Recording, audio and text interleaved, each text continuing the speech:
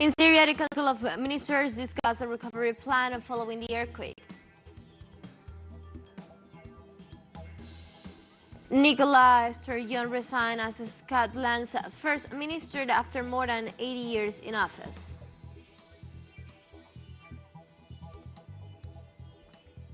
Hello, welcome to From the South. I'm Ana Marrero from the teleSUR headquarters in Caracas, Venezuela. We begin with the news. Stay with us.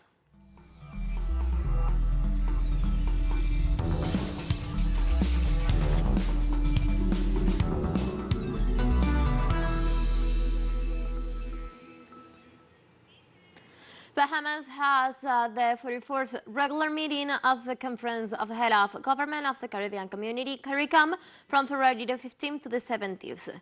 The three-day meeting will be held under the chairmanship of the House National Prime Minister, Honorable Philip Davis. Food security, climate change, the climate finance, health and security will be among the major topics to be discussed by the black heads of the government. During a press conference held on Tuesday prior to the opening of the conference, Davis referred to the challenges faced by the bloc and called for unity and determination in order to build a better future for the region. Justifiably proud of being the oldest integration movement in the developing world, but we cannot afford complacency when so much is left undone. We must act now to mobilize our union in the interests of our people. Climate crisis threatens our existence. We must make our people and communities stronger in the face of intensifying hurricanes, while working together to hold countries and corporations to the commitments they have made. This issue demands our focus and determination. The global inflation crisis has led to soaring food prices and reminded everyone in our region that we need to invest at home in sustainable agriculture, grow more of what we eat, and build stronger intra-regional trade.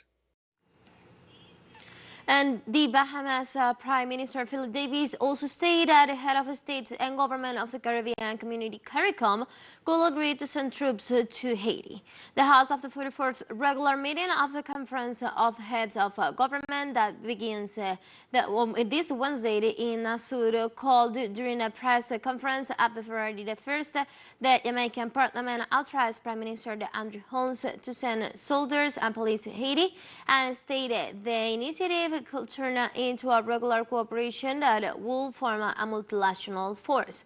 However, Davis stressed that this could require the support of larger countries because they do not have the necessary resources. The last time there was a foreign presence in Haiti was from 2004 to 2017, with the United Nations deployed its troops in the island following the coup against the president Jan Baptiste Aristide. For the many social and political organizations, the occupation was a failure due to allegations of sexual and human rights violations perpetrated by foreign forces, to introduction of the cholera in the island, and the impossibility of achieving the objective of pacifying the country.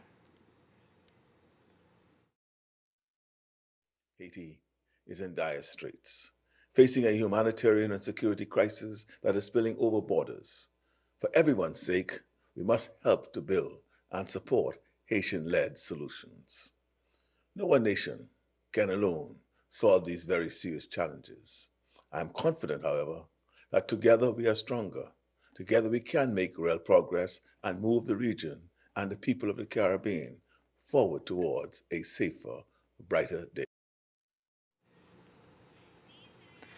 Former Uruguayan President José Pepe Mujica invited the Colombian people to trust in the reform promoted by the Gustavo Petro's government.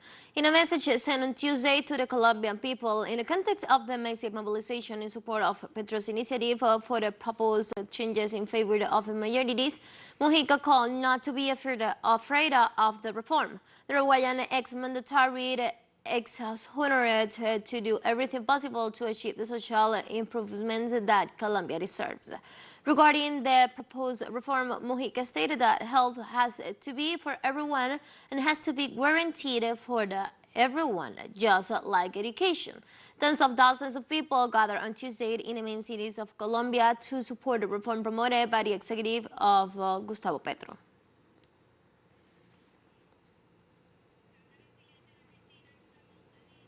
The Argentine Foreign Ministry has issued a formal complaint over the trajectory of the RRS's David Attenborough at British Ice-Breaking Research Board. Argentinian authorities argue that the ship sailed from Maldives Islands, returned a Chilean port through the Argentinian waters without the proper permits. They say Chile, as a member country of the Mercosur trade agreement, should have enforced the bloc's resolution adopted in 2011. Stipulating that no ship illegally registered in Maldives Islands, a territory in dispute, should be granted the right to dock at the port of the Mercosur member countries.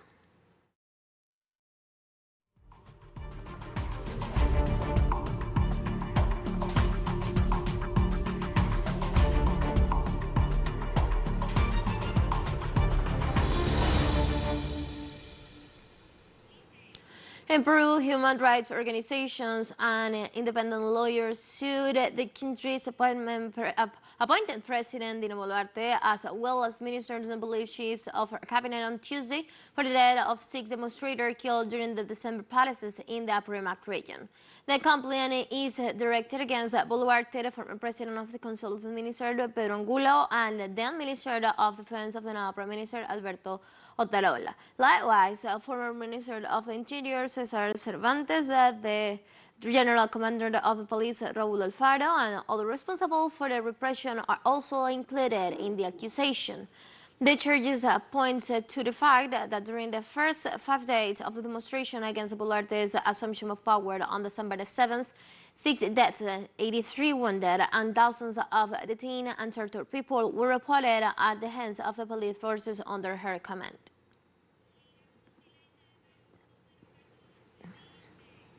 Also in Peru, the Attorney General Patricia Benavides announced on Tuesday that she opened an investigation into the Prime Minister Alberto Otarola and the Minister of Labor Alfonso Adrian Sen for the alleged crimes of aggravated collusion. Through a press release, the public ministry announced the preliminary investigation, which also includes Carola Rodriguez, sister of former partner of Otarola and advisor of the Minister of Labor. Peruvian law establishes that aggravated collusion is a crime of fraud in the state of its assets and is punished with a 3 to 6 year prison sentence.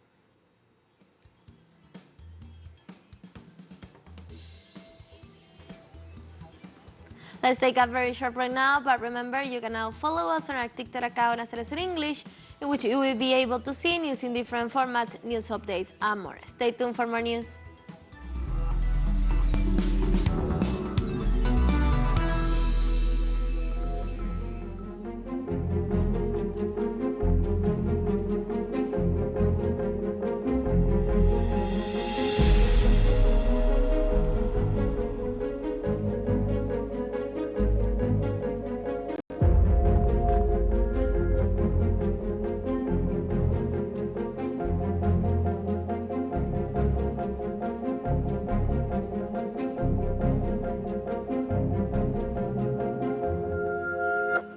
Welcome back to From the South.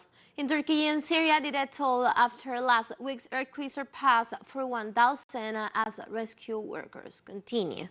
Turkish authorities reported 35,418 people have been killed in the country. For its part, the Syrian government and the United Nations said more than 5,900 people died in Syria.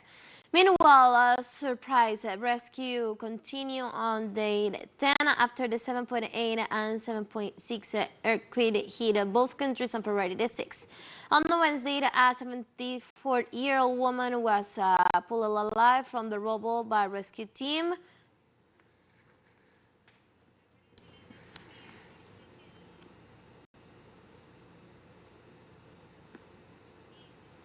In Turkey, authorities said more than buildings and industrial buildings need to be rebuilt in the provinces affected by the February 6 earthquake. According to the latest report, now that almost half of the evacuation work has been completed, it has been estimated that more than 211,000 buildings have been severely damaged in the 10 provinces affected by the quake. In all, there are 13.5 million residents affected. Thousands of homes and workplaces have been destroyed, and 47,000 severely affected buildings must be demolished urgently. Turkish Housing Development Administration has already started to work on housing projects and plans to have 100,000 residential buildings ready by June.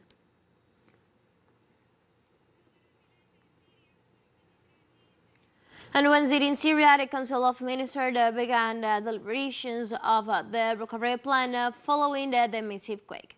The country's minister discussed a recovery plan which requires conducting studies and preparing a database on the affected areas in order to rehabilitate and develop them. Prime Minister Hussein Arno said the present circumstances require swift actions to overcome all the damage caused by the earthquake. Authorities also said aid will be distributed to all those affected by this disaster, and alternatives will be sought to ensure housing centers for homeless families until their destroyed neighborhoods are rehabilitated.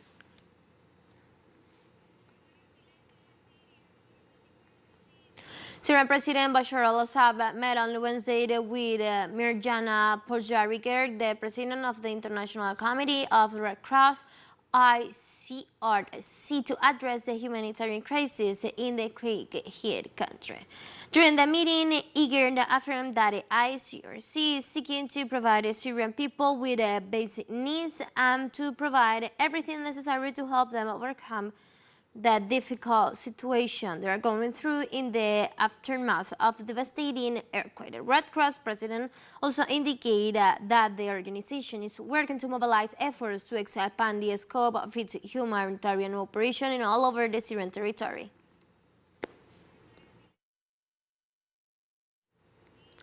Nicola Sturgeon confirmed on Wednesday she is resigning as Scotland Prime Minister after more than 8 years in the role. At a press conference, the Scottish National Party leader said this was the right time to step down, while adding she will remain in office until her successor was elected. The soon-to-be former First Prime Minister stated her decision was not a reaction to short-term pressure, but came from a deeper and longer-term assessment. Sturgeon is the longest-serving First Minister and the first woman to hold the position in the country.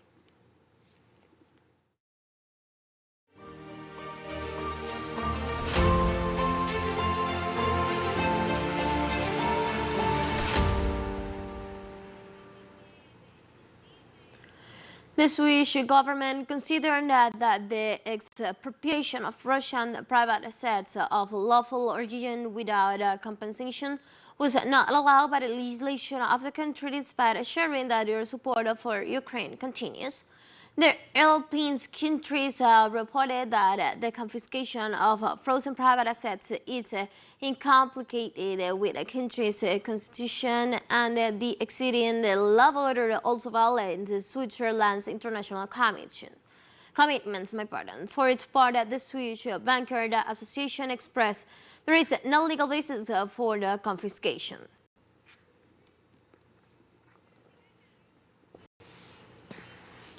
United Nations Under-Secretary General for Humanitarian Affairs and Emergency Relief Coordinator Martin Griffiths highlighted on Wednesday the importance of keeping the Black Sea Grain Initiative active.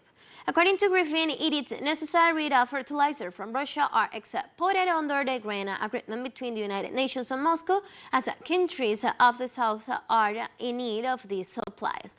The United Nations official expressed hope that a grain deal set to expire on March the 18th will be extended. He highlighted that as many as 20 million tons of grain had been exported thanks to the deal, adding that it should be renewed so that poor countries are able to continue importing these products. And we have more news coming up after the financial break, so don't go away.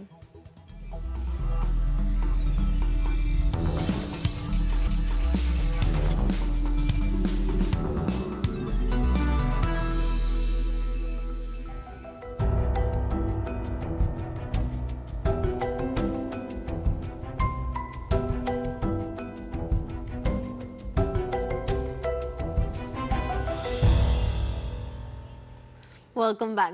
The Secretary General of the United Nations, Antonio Guterres, warned today that rising seas threaten life communities and entire countries and called for immediate actions to prevent these catastrophes. In a ministerial debate of the United Nations' highest decision-making body, Guterres warned that the world will face unthinkable consequences if due to actions is not taken quickly. In this sense, he mentioned mass exoduses, conflicts over the access to fresh water, land, and other resources, as well as a series of legal issues that have never been contemplated before. He stressed that the danger is especially acute for the nearly 900 million people living in the coastal areas. To address this situation, Guterres urged actions to address the sources of rising seas, the climate crisis, and implementing strategies to end poverty, discrimination, inequality, and human rights violations, all of which causes insecurity.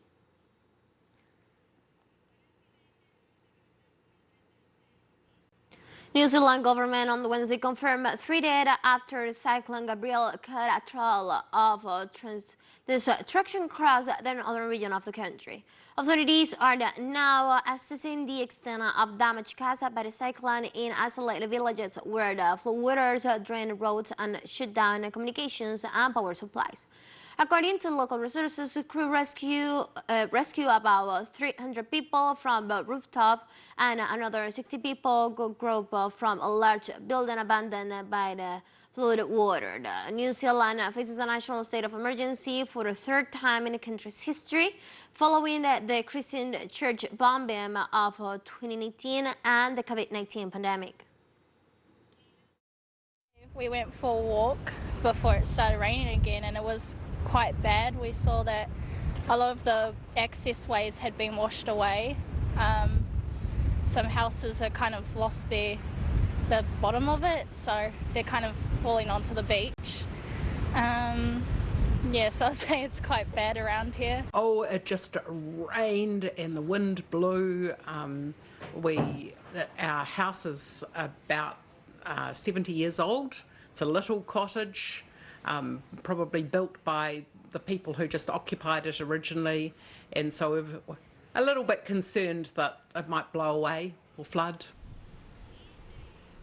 South African authorities confirmed on Wednesday that floods triggered by heavy rains have killed at least 12 people after the presidency declared a national state of disaster.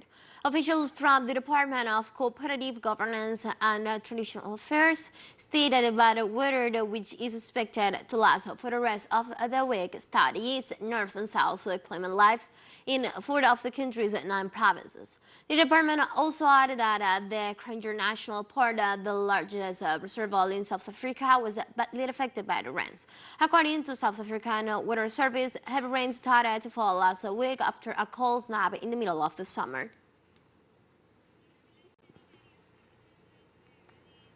Nigeria has one of the lowest number of women in public office in the world, and the number of those aspiring to political office and local and national positions has fallen since 2019 for the verge of the 2023 elections. In Nigeria, women run for just 10% of state assembly seats, 9% of House seats, 8% of the Senate seats, and 6% of the governorship roles ahead of the elections to be held on February the 25th, 2023, to elect Nigeria's president and vice president. And only one woman, Princess Chichioye, is running for the presidency, although her score against 17 male rivals is expected to be lower according to the opinion polls. In Nigeria, the numbers of women running for office has declined at almost every level of the political arena.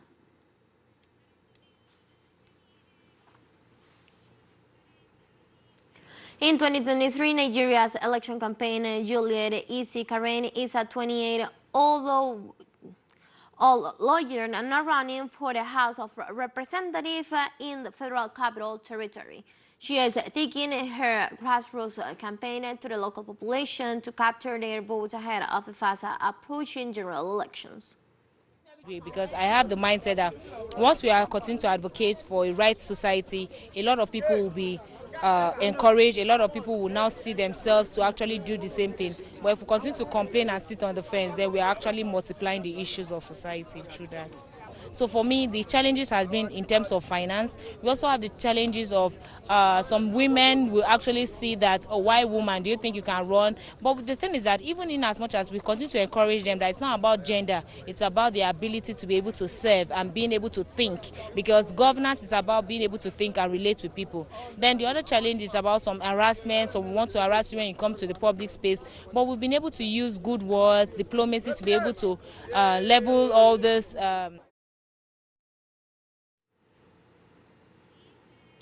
And we have come to the end of this news brief, but you can find this and many other stories on our website at telesurenglish.net. You can also join us on our socials. We're on Facebook, Twitter, and on Instagram as well. For Telesur English and from the South, I'm Ana Marrero, and thank you for watching.